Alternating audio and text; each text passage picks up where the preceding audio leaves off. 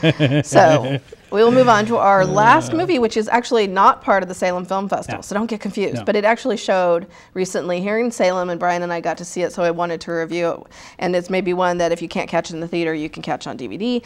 It's called Wild Grass, and it's by the great filmmaker Alain Resnais. And it's about a lost wallet and how this wallet brings two seemingly very different people together in a very strange way. And if it seems like I'm being sort of, you know, not giving you very much information about the movie, that's on purpose. I think this is the kind of movie that's almost the less you know going in, the better. Yes. Because it's a lot. I really like. Now, Alain Resnais is an interesting director because I have to qualify this by saying not everyone's going to like his movies. I've seen, you know, 3 or 4 of his films.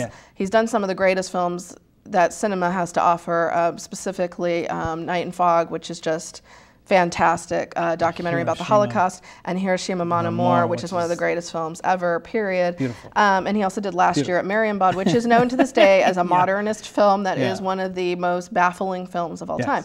And you will see that element. Did we watch it? Last year at Marienbad?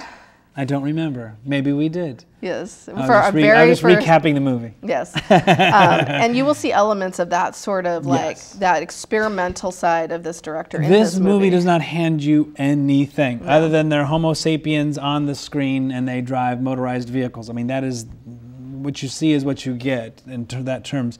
And I enjoyed that because of that first part, it's purely playing the guessing game because they allude to a few things in his past, and so you're just so like, random. Oh, what's this going to be? What's this going to happen? And then it pulls. I mean, this is the biggest, you know, cart and carrot tease of you know, filmmakers that there is.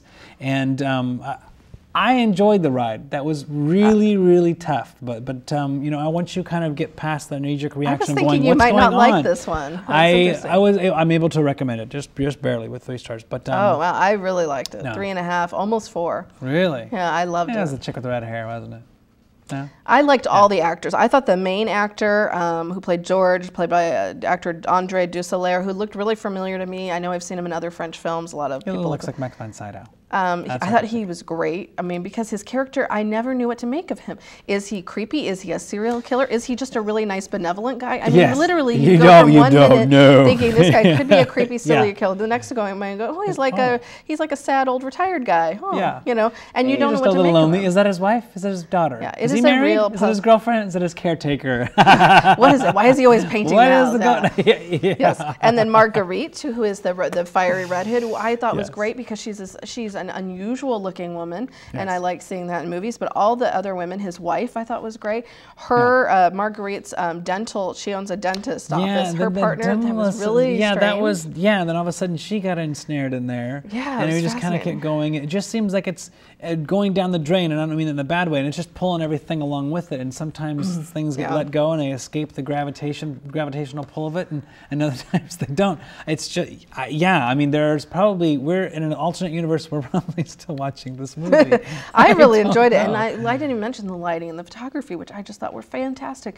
It is a beautiful looking movie. His mise-en-scene and the way he moves the camera is so effortlessly. There's scenes where he's gliding through the house, and even if you don't understand what the movie's about, you just want to see the houses these people live in Paris. I mean, I was ready to move in. They're not going to picture, you know, when you do a film in America, you're not shooting in my house. You know, of course you're going to use some big, huge but this film, so it looks great. And there's just the lighting. There's a scene where she's driving, and the way that he has the red reflection off her, the whole car like lights up red. It almost had sort of an 80s neon look to it at times, which I thought was very cool. And I liked the themes about how life is totally accidental, everything is by chance, and that's when the ending comes in.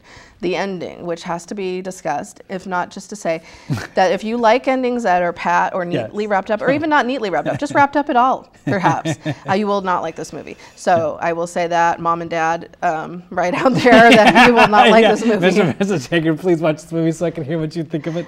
Please. No, they will hate it. They will hate it. You never know.